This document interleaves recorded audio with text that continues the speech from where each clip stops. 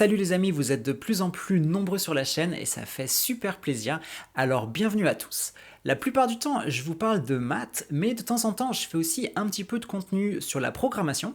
Et aujourd'hui, grosse actu, je vous dévoile le site web que j'ai créé pour vous permettre d'apprendre la programmation en Python pour les débutants et de manière complètement interactive. Je vous fais une démo dans un instant, vous allez voir, vous allez progresser à une vitesse incroyable. Mais juste avant, il faut que je vous dise quelque chose sur Python. Il y a deux choses que vous devez savoir. Déjà, ce langage est utilisé par les plus grandes entreprises. Si je vais sur Stackshare, vous voyez que Python est utilisé par toutes les plus grosses entreprises que vous connaissez. Uber, Google, Pinterest, Shopify, Netflix, Instagram et j'en passe. Donc la plupart des applis que vous utilisez, quasi toutes, ont du Python quelque part dedans à un moment. La deuxième chose à savoir, c'est que Python fait partie des langages les plus populaires et les plus appréciés des programmeurs. Si je vais sur l'étude de Stack Overflow de 2022 faite sur 70 000 développeurs, alors en technologie, si je regarde les plus populaires, vous voyez que Python arrive dans les premières. Et vous voyez également qu'en termes de langage de programmation, il y a juste JavaScript et Python. HTML, ça n'a rien à voir, et SQL, c'est des bases de données.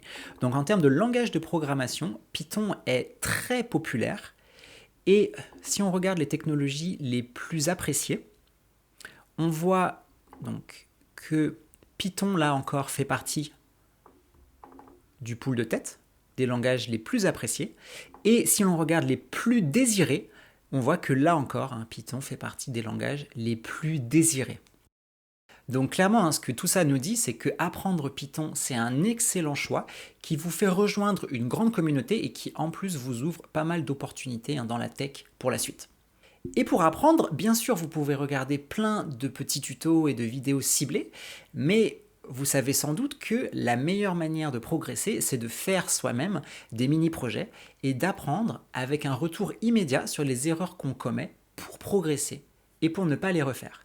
Et bah devinez quoi, c'est exactement ce que j'ai fait dans mon site avec un parcours interactif qui vous donne un feedback immédiat sur les erreurs que vous faites. Donc je vous fais la démo tout de suite pour vous montrer comment ça marche. Alors le nom du site c'est sciency.co et bien sûr, puisque le parcours interactif enregistre ta progression, forcément il faut un compte pour se connecter. Donc moi là je vais vous faire une démo en tant que Bob.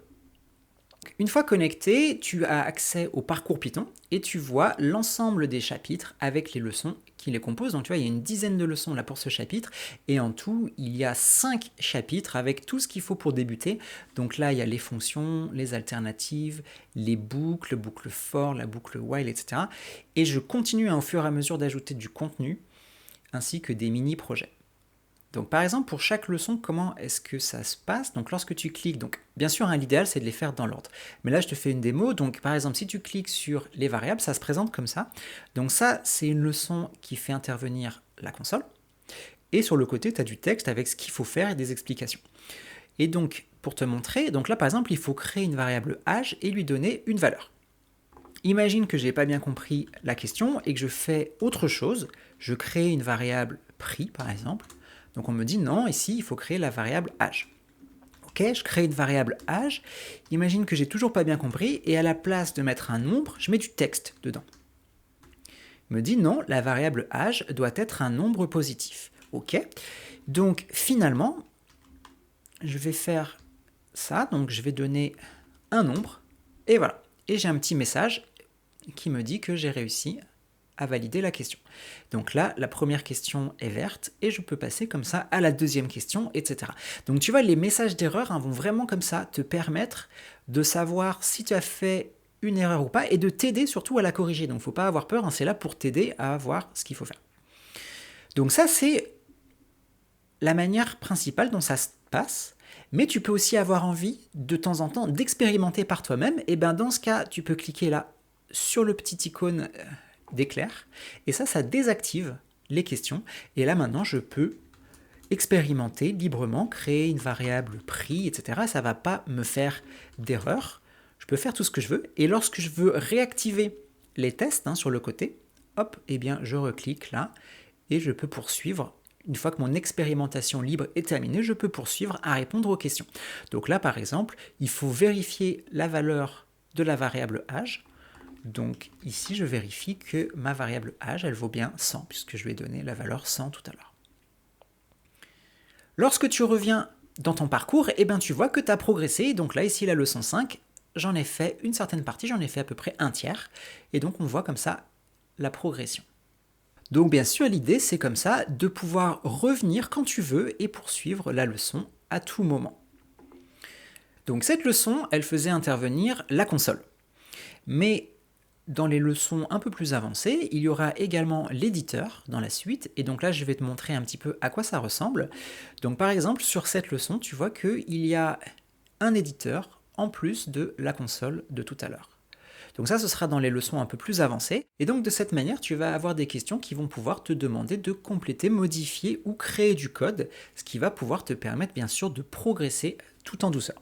Alors on a vu comme ça les fonctionnalités principales, mais il y a plein d'autres choses. Là tu vois sur le côté par exemple mes syntaxes, donc il y a tout un tas de petits mots-clés que tu vas débloquer au fur et à mesure de la progression et qui vont venir comme ça enrichir ton éditeur.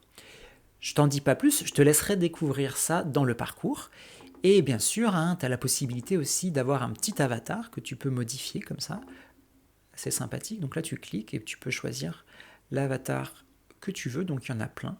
Hop, et tu enregistres comme ça. Et il y a également la possibilité de créer des groupes. Donc ça, c'est des fonctionnalités qui vont plus intéresser les enseignants. Donc je vous mets le lien du site en description. Le site, c'est sciency.co. Et là, dans la suite, à partir de maintenant, ce que je vais décrire, ça va être toutes les fonctionnalités qui vont s'adresser plus aux enseignants. Alors donc je viens de me connecter en tant que Alice. Et donc je vais vous montrer comment on fait pour créer un groupe pour pouvoir faire le suivi de ses élèves.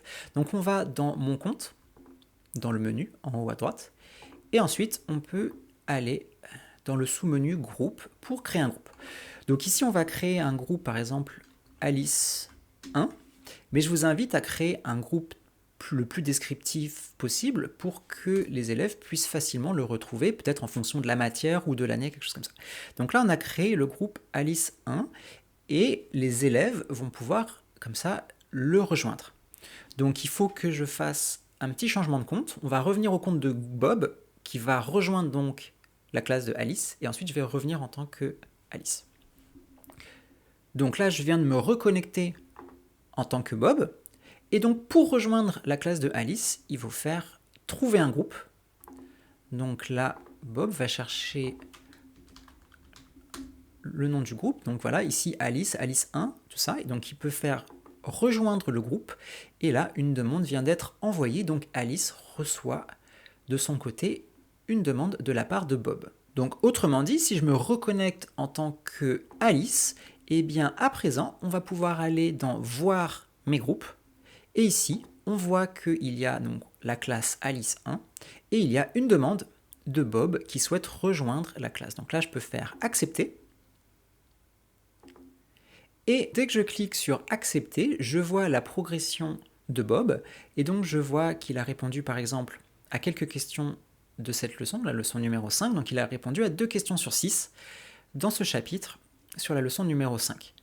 Si je clique sur sa progression, donc je vois également que par exemple là dans le deuxième chapitre, il a répondu à la première question de cette leçon et je peux cliquer là pour aller voir ce qu'il a fait. Donc là voilà, je vois qu'on en est à la question numéro 2, je vois ce qui a été fait ici, je peux revenir ensuite à la classe.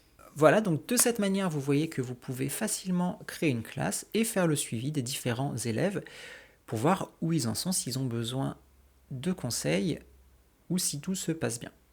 Dernière chose, si vous trouvez un bug ou autre, n'hésitez pas à me le signaler, donc vous allez dans la page de contact en bas à droite et vous pouvez comme ça signaler un bug, une erreur ou même proposer une idée, une nouvelle fonctionnalité. Je serais ravi de savoir ce que vous en pensez et ce que vous avez comme idée. Voilà, donc n'hésitez pas. Et avec ça, je vous dis à bientôt sur les réseaux.